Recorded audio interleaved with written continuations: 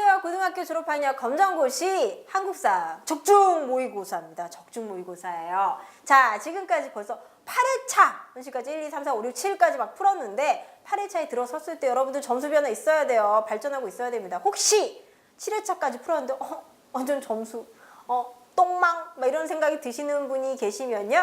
앞에서 풀었던 문제 오답을 다시 한번 확인을 하시고 난 다음에 8회차 문제를 풀도록 하세요. 왜냐하면은 오답 정리를 잘해야지 틀리는 문제를 줄일 수 있거든요. 오답 정리 굉장히 중요한 거니까 반드시 오답 정리하고 모의고사 풀어보십시오. 점수 분명히 올라가 있을 거예요. 힘내십시오. 자, 그럼 8회에는 어떤 문제들로 구성이 되어 있고 어떤 걸로 또 우리를 헷갈리게 하는지 한번 살펴보도록 하겠습니다. 문제 넘어갈게요. 8번 8회 1번 다음과 같은 유물 유적이 만들어진 당시 상황에 대한 설명으로 거리가 아닌 거 고르래. 아닌 거. 그래서 지금 왼쪽에 나와 있는 그림, 여러분 보기에는 오른쪽인가요? 오른쪽에 나와 있는 그림은 바로 이건 뭐예요? 고인돌, 족장의 무덤으로 추측되는 고인돌, 뭐 이거. 그 다음에 오른쪽에 나와 있는 거는 바로 뭔가요? 요거는 무늬가 없는 민무늬 토기. 두 개, 어느 시대예요? 청동기. 그러면 청동기 때의 모습으로 설명으로 틀린 거, 거리가 먼 거 골라보래요. 1번. 청동제 농기구를 사용하였다. 청동지도 농사를 지었기 때문에 농기구 있었을 것 같은데 정말 청동제로 농기구를 만드나요? 청동은요 기중품이에요. 지배층의 장신구, 지배층의 권력층에 멋부리고 싶을 때, 패션 피플이 되고 싶은 욕구가 솟구쳐 오를 때 이걸로 멋부리는 거예요. 이걸 어떻게 농기구를 만들어요? 아니면은 제사도구, 제사 지낼 때, 아니면은 무기, 뭐 이런 걸로 사용되는 거예요. 농기구는요, 청동기 때도 여전히 뭘 써요? 석기, 간석기를 사용해요. 간석기를. 그렇기 때문에 이 말 자체가 틀린 말이에요. 청동제 농기구 이런 거 없어요. 앞으로도 청동제 농기구라는 말이 나오다. 그럼 그 말 자체가 틀린 겁니다. 그래서 거리가 먼 것은 1번. 바로 답이 되겠어요. 자, 사유재산이 발생하였다. 재정일치사였다. 제사와 정치를 군장이 다 하는 형태를 재정일치라고 하죠. 간석기는 여전히 중요한 도구였다. 방금 얘기했죠. 농기구는 여전히 간석기였다고. 그렇기 때문에 1번에는 1번이 답이 되겠습니다. 우제끼라우 2번. 오, 높아. 높아! 팔이 안 닿을 것 같아요. 높아요. 지도들을 순서대로 바르게 배열한 것은 A. 자, 이거 뭘 찾는 거냐면요. 잘 보이진 않지만 한강 유역을 어떤 나라가 차지하고 있는가를 여러분들이 찾아내면 돼요. 일단 A 같은 경우는 그리겠습니다. 오늘 어떤 나라인가요? 요거. 똑같이 못 그리는데 이렇게. 자, 이 나라 어딜까요? 요거 어디예요? 요거 고구려예요. 고구려. 고구려가 어디를 차지하고 있어요? 한강을 차지하고 있어요. 이건 고구려가 한강을 차지하고 있는 시기. 그 다음에 두 번째 같은 경우는 이만큼 이렇게. 여기는 한강유역이 여기 있죠. 이건 누가 한강을 차지하고 있는 시기인가요? 이거는 백제. 그 다음에 세 번째, 이건 이만큼 C는 여러분은 교재에서 자세히 보면은 확인할 수 있을 것 같습니다. 이건 세 번째는 신라가 한강유역을 차지하고 있어요. 자, 그럼 한강유역을 차지한 순서를 고르라는 문제가 되겠네요. 누가 제일 먼저 차지합니까? 백제가 2등, 그 다음에 두 번째는 고구려, 세 번째는 신라가 한강유역을 차지하게 되죠. 그럼 순서대로 하면은 B, A, C, B, A, C, B, A, C 4번이 답이 되겠네요. 그 다음에 자, 3번 문제입니다. 다음에 역사적 사실이 일어난 시기를 연결한 것을 바르지 못한 것을 골라보자. 소수리왕은 고구려의 불교를 전래했고, 성왕은 백제를 수도를 사비성으로 천도했고, 미천왕은 낙랑군을 정벌했고요. 지증왕은 뭐였나요? 지증왕은 우상국 정벌. 여기다 쓰겠습니다. 1. 우상국 정벌. 2. 우경실시. 3. 국호를 신라라고 했죠. 신라. 그 다음에 4. 왕호는 왕. 그 다음에 주군으로 나누는 행정개편. 자, 이게 바로 지증왕의 업적이에요. 그렇다면 여기 나와 있는 마리깐이라는 칭호를 사용했다. 이거 누구예요? 내무랑의 업적이 되겠습니다. 내무랑. 그렇기 때문에 틀린 거, 바르지 못한 거, 옳지 않은 거 몇 번이에요? 3번에 4번이 답이 되겠고요. 4번 문제 봅니다. 무신정변의 원인으로 옳은 것을 골라보자. 1번 무신들에 대한 차별 대우. 무신들은요 차별을 받아요. 왜요? 일단 첫 번째 뭐가 있냐? 일단은 문과 시험이 없어요. 무신을 뽑을 때 시험을 보지 않고요. 싸움 잘하고 몸 좋고 뭐 그런 사람들을 뽑게 되죠. 그러다 보니까는 전시과에서도 차별을 받아요. 그러니까 월급을 갖다가요 무관들이랑 다르게 대우를 받고 있는 거죠. 그 다음 세 번째는 뭐가 있냐? 세 번째는 자꾸 자벽에 다리를 쌓거나 이런 거에 자꾸 동원이 되는 거죠. 자, 이런 것들이 쌓여서 결국 무신들이 정변을 일으켜서 권력을 장악하게 되죠. 그래서 1번이 답이 되는 거고요. 이자겸의 횡포 같은 거 이거는 문벌귀족 사회랑 훨씬 더 관련이 깊고요. 문벌귀족. 그 다음에 지방 세력이 등장하게 되었다. 이건 통일신라 말의 호족에 대한 설명이죠. 호족. 그 다음에 농민과 천민의 봉기, 이거는 신라 말의 상황 혹은 무신정변 시기의 상황, 그러니까 결과나 역량이라고 볼 수가 있겠어요. 그래서 4번에는 1번이 답이 되겠고요. 5번으로 넘어가시면 5번은 보기에서 서원의 기능을 모두 고르면 기억, 선현, 제사, 니은, 학문, 연구, 디귿, 수령, 자문, 리을, 조세, 징수 이렇게 나와 있어요. 자, 선현에 대한 제사와 선현이 누구냐면은 유교를 집대성한 학자 뭐 이를테면 어떤 사람 안양 이런 사람들 이재현 이런 사람들이죠. 이런 사람들에 대한 제사를 지내거나 공부하는 곳. 수령이 자문을 구하는 곳. 여기는 어디예요? 유향소죠. 유향소를 의미하는 거고요. 조세를 징수하려고 한다. 조세 징수하는데 지방 같은 경우는 수령이 징수를 하게 되는 거죠. 이거 수령의 역할이죠. 뭐 직접 이걸 가지고 뭐 세금 그래서 중앙이나 지방에서 전부 다 국가가 수령이 혹은 나라에서 징수하게 되는 거고요. 서원에 대한 기능 같은 경우는 기억과 니은 1번, 5번에는 1번이 답이 되겠네요. 자, 그 다음 6번으로 넘어가시면 6번은 조선시대 국경지대에서 발생한 위급상황을 중앙에 신속히 전달하기 위한 국방상의 필요에 의해 만든 제도는 뭐예요? 낮에는 뭘로 보내? 낮에는 연기로 불을 갖다가 막 붙여서 보내고요. 밤이 되면은 횃불로 밝은 빛으로써 위급한 상황을 알리려고 했던 건 바로 봉수제도가 되겠죠. 여건제도, 좋은 제도, 과거제도는 뭐냐면 좋은 제도 이거 세곡을 어디로 운반하는 거? 세곡을 중앙에 있는 서울 수도로 가는 거예요. 중앙으로 옮기는 거.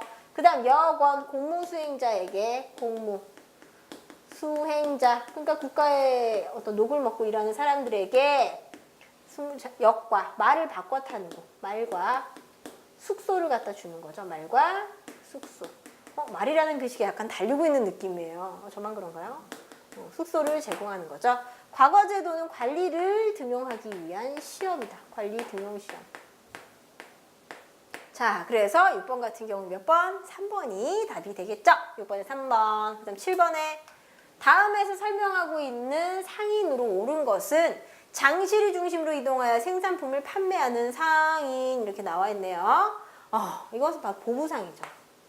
보따리 메고서 장마다 돌아다니면서 공인이라고 하는 거는 뭐냐면은 국가의 특산물을 구하러 다니는 사람이에요.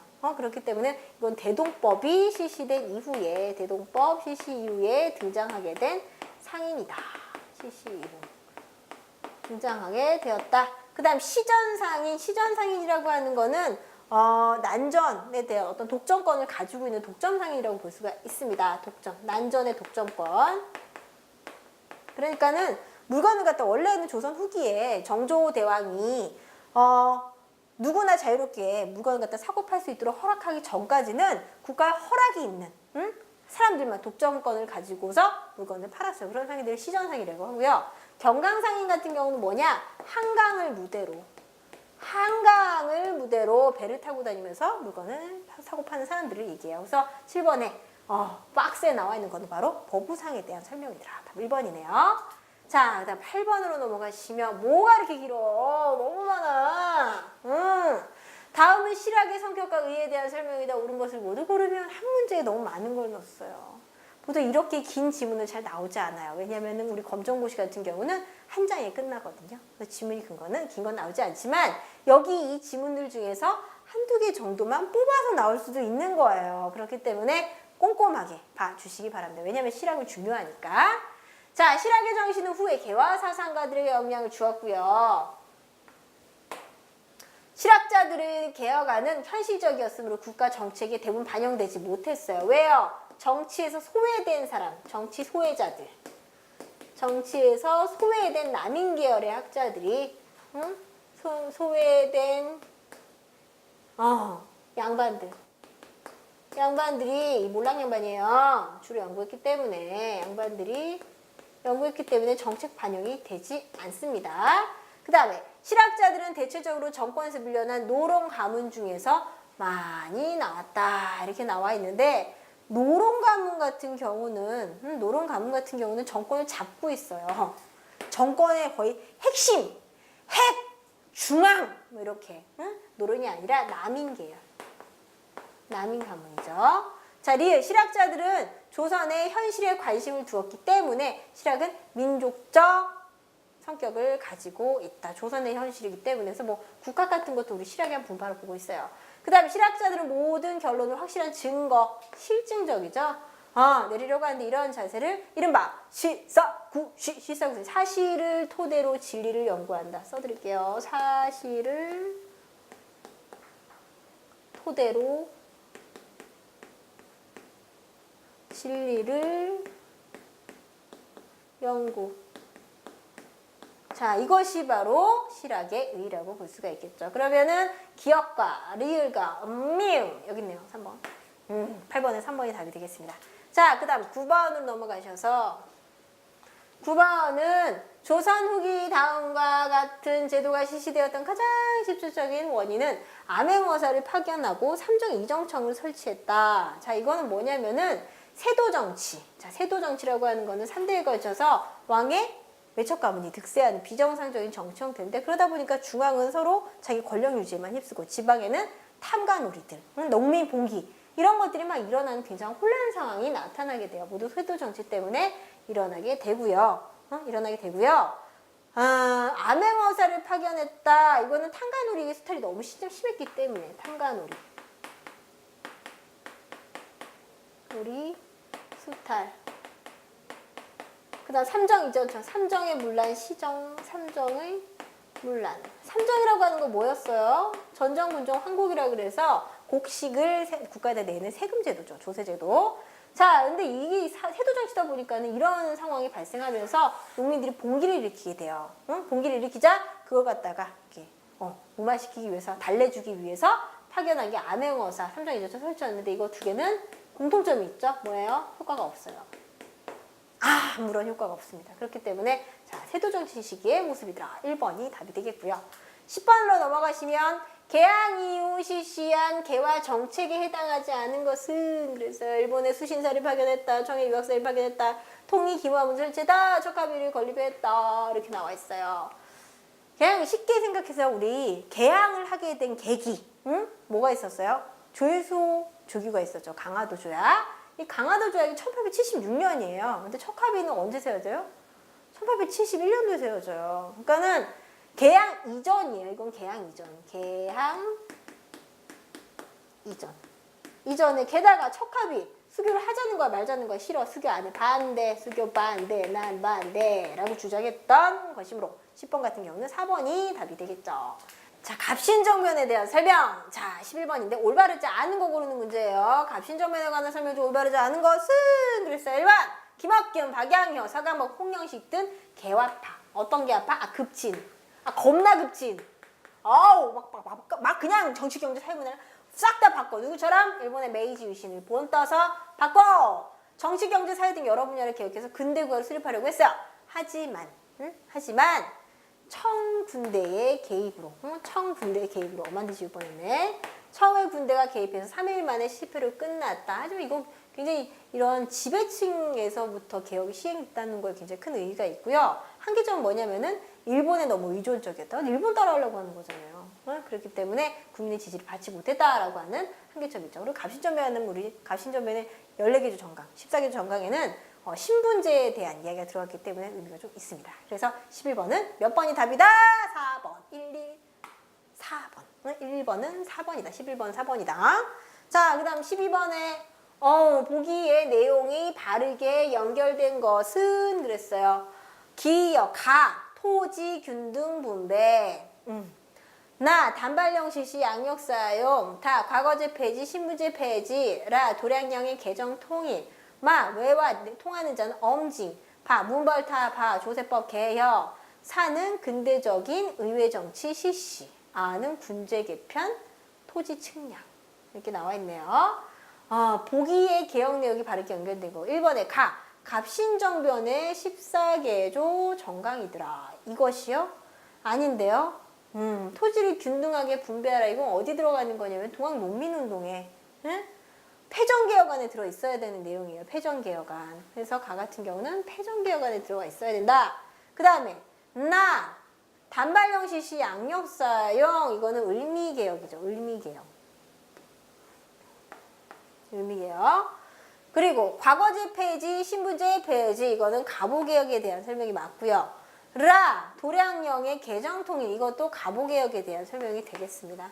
외와 통하는 장은 엄징하라, 패전개혁안, 문벌탑과 조세법 개혁, 헌법 14조. 그러니까는 14개조 정강. 의회 정치를 실시하라. 이건 독립협회에서 주장했던 거죠. 그 다음에 군제개편 토지 측량은 광무개혁에 대한 설명입니다. 그래서 12번 같은 경우는 몇 번이 답이다? 3번이 답이 되겠습니다. 그 다음에 13번으로 째기랑 이런 고로 뜻 있는 이들이 술, 담배를 끊는다, 밥을 줄인다 하여 여러 가지로 나라 빚 갚을 길을 연구하니 기쁘고 기쁘다. 나라 빚 1,300만 원이 얼마나 많은지는 모르나 빚 갚을 방침이 우리 동포들 마음속에 있으니 기쁘게 하려었다. 우리 2천만 가운데 여자가 1,000만이요. 그 가운데 반지가 있는 이가 반은 넘을 터이니 한 쌍에 2원씩만 하여 1천만 원이 여인들 가운데 있습니다. 반지 빼기 모임 취지 1909년도에 일어났던 국채 보상 운동이 지금 국채 보상 운동이라는 게 일어나게 되는데 우리가 근대화를 일본이 우리를 근대화 시켜준다는 명목으로 우리나라 안에 근대적인 시설들을 굉장히 많이 만들게 돼요. 근데 거기에 들어가는 비용 갖다가 모두 우리가 일본한테 빌리는 걸로. 그러다 보니까 빚이 1,300만 원. 지금 1,300만 원이라고 생각하시면 안 되죠. 이때 이 1,300만 원은 대한제국이 1년 동안 사용할 수 있는 재정의 규모예요. 이게 굉장히 큰 거란 말이죠. 그래서 이거를 갚음으로써 경제적으로 우리가 일본한테서 좀 벗어나고자 했던 운동이 되겠습니다. 1907년도에 국제보상운동입니다. 하지만 통감부의 방해로 실패하게 됩니다. 자, 13번에 4번이 답이고요. 14번에 다음 사건들을 순서대로 바르게 나열한 것은 이 문제 딱 나왔을 때 아마 생각했던 분이 있으실 거예요. 싫어. 순서 나오는 거. 순서 짜증나. 이렇게 생각하시는 분 있어요. 하지만 짜증내지 마시고요. 순서 나오는 거를 나올 거라고 대비를 하기 위해서 우리는 이 근현대사 부분은 연도를 외워주면 돼요. 연도 뭐가 있을까요? 갑오개혁. 갑오개혁 같은 경우는 1894년. 삼국간서 1895년. 독립협회 1896년. 이모군란 1882년. 을미의병 1895년이네요. 동학농민운동 이것도 1894년. 그러면 같은 해에 일어난 게 지금 3개가 있어요. 이거는 인과관계이기 때문에 여러분 스토리를 알고 있으면 또 풀 수가 있어요. 자, 일단 맨 처음에 나오는 건 니은. 이것만 했는데 벌써 푸는 분도 있어요. 보기가 니은인 게 2번밖에 없잖아요. 마저 볼게요. 자, 이모군란이 일어나고 갑신정변이 일어난 다음에 갑오개혁이 일어나기 전에 우리는 어떤 사건? 동학농민운동을 맡게 되잖아요. 그죠? 동학농민운동이 일어나고 여기 일본이 개입하게 되면서 패전개혁안을 토대로 개혁안을 단행하게 되지만 패전개혁안에 들어있는 내용이 다 이루어지는 건 아니죠. 그래서 갑오개혁 때 본격적으로 이 개혁이 실시가 되고 그러고 있는 와중에 일본과 청나라가 전쟁을 벌이게 돼요. 청일전쟁이 발발하게 되고요. 결과는 일본의 승리. 그래서 일본이 청나라의 랴오둥반도와 타이완을 할양하려고 하자 러시아, 독일, 프랑스가 일본을 압박해서 일본의 대륙 진출을 저지하게 되죠. 그게 바로 삼국 간섭이 되겠습니다. 자, 삼국 간섭 이후에 조선 내에서는 친러 세력이 형성이 되게 되고 친러 세력의 핵심 인물이었던 을미 누구냐? 명성황후죠. 명성황후 시해당하는 을미사변이 일어나게 돼요. 자, 을미사변과 을미개혁이 원인이 돼서 을미의병이 일어나게 되고요. 을미의병 이후 왕이 고종이 신변의 위협을 느껴서 아간파전이 일어나게 되죠. 그래서 아간파전 때 우리 민중의식이 조금 성장하게 되면서 황제 빨리 돌아오라. 왕 빨리 나라로 컴백하라. 컴백컴 이런 거를 주장하면서 독립협회가 만들어지게 됩니다. 이렇게 되는 거예요. 순서에 자신 없는 수험생들은요, 연도를 적어놓고 좀 외우세요. 응? 몇 개 없어요, 연도가. 다 겹치기 때문에. 그래서 순서가 연도가 싫다 그러면은 인과관계로 기억을 해주셔도 될 것 같습니다. 자, 어쨌거나 답은 몇 번? 2번. 14번은 2번이 답이 되겠고요. 자, 15번으로 넘어가시면 15번은 다음 내용과 관계 깊은 시기를 연표해서 골라봐. 헌병경찰 납세, 식민통치, 헌병. 토지조사 사업. 이거 뭐예요? 1910년대. 3번. 이렇게 되는 거죠. 자, 우리 키워드가 있어요. 1910년대 헌병경찰 통치, 토지조사 사업, 회사령.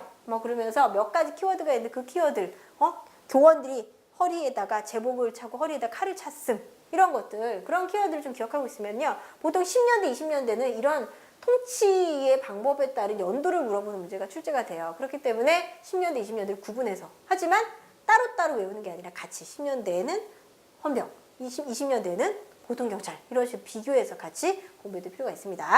자, 16번 문제입니다. 간도나 연해주 지역을 중심으로 조직된 독립군 부대의 활동 내역이 바르게 연결된 것은 김좌진 장군은 북로 군정서군을 통해서 청산이 됐죠. 사실 이 청산 대첩 같은 경우는 북로 군정서군뿐만 아니라 많은 군부대가 연합작전을 펴서 아주 큰 승리를 거두게 됐죠. 그다음 홍범도 장군은 대한독립군과 봉오동 전투에서 큰 승리를 거두게 되었습니다. 답 딱 나오네요. 4번. 그래서 김좌진 장군의 북로 군정서군 청산 대첩 이렇게 기억을 해주시면 되겠습니다. 16번의 답 4번이고요. 17번. 보기의 가와 나에 해당하는 민족운동으로 바르게 짝지어진 것은 순종의 장례를 계기로 벌어진 독립운동으로 국내 민족운동에 큰 활력을 불킨 것은 이건 뭐야? 60만세. 3.1운동 이후 최대 민족운동으로서 일제의 민족차별에 대한 반대 투쟁에서 비롯되었고 신간의 지원을 받았다. 신간의 지원이라고 하는 게 키워드입니다. 뭐예요? 광주항일 학생운동. 광주 학생 항일운동. 이라고 볼 수가 있겠습니다. 그래서 가와 나에 해당하는 건 뭐예요? 60만세와 강주항일 학생운동 3번이 답이 되겠네요. 자, 17번의 답 3번. 그 다음 18번으로 갑니다. 다음 중 형평운동 뭐예요? 백정. 도축업에 종사하는 사람들이 신분제가 폐지된 이후에도 이런 족보나 호적 같은데 이름이 올라가면서 빨간색으로 점이 빡 찍혀 있어요. 도안이라고. 누구든지 백정에게 알아볼 수 있도록. 그러면 차별을 받고 신분제가 폐지됐지만 여전히 예전 조선시대 같은 경우 도축업을 굉장히 천시여겼었기 때문에 그런 것들이 남아있어서 이건 말도 안 된다. 우리의 이 백정의 도축에 종사하는 사람들의 권리를 지켜달라. 그러면서 평등을 주장하는 운동이 되겠습니다. 백정의 형평운동이더라. 기억해 주시고요. 그 다음 19번. 다음 사실과 가장 관계가 깊은 것은 종소리가 났다. 아이들이 선생님께 인사하고 다시 앉았다. 그러자 선생님께서는 아이들을 쳐다보지 않고 오늘부터 나는 너희들의 새 이름을 불러야 한다. 지금부터 이름을 부를 테니 옛 이름에 호명되는 학생들은 즉시 집에 가서 새 이름을 알아오도록 해라. 너희들의 새 이름은 동사무소에 이미 등록되어 있을 것이다. 어린 김구는 새 이름을 알아보기 위해 집으로 달려갔다. 나의 이름을 잃게 되는구나. 뭐예요? 창씨의 명이죠. 1930년대 민족 말살 정책의 일환으로 우리의 정신과 어를 갖다 완전히 밟아버리기 위해서 일제가 저지른 만행 중에 하나죠. 창씨 이름을 바꾸는 거예요. 일본식으로. 한국신민서사 일선 동조의 신사점 이거 전부 다 1930년대가 맞는데 보기에 나와 있는 거는 창씨 개명이기 때문에 2번이 답이 되겠습니다. 자, 20번. 다음 인물들의 활동의 내용으로 옳게 설명한 것은 박의식, 신채호, 정의무, 문일평 모두 어떤 사람들이요? 민족주의 사학자들이죠. 민족주의 사학자들. 저축과 근로를 중시하고 자립정신을 강조하였다. 이거는 원불교. 박준빈의 원불교에 대한 설명이고요. 한글 맞춤법 통일안과 표준어를 제정하였다. 이거 뭐예요? 조선어 학회. 조선어 학회. 그 다음에 민족의 저항의식과 한국적 정서를 영화로 표현하였다. 자, 나온 귀에 R이랑 나온 귀에 R이랑 이렇게 되는 거죠. 20번에는 3번이 답이 되겠고요. 21번 봅니다.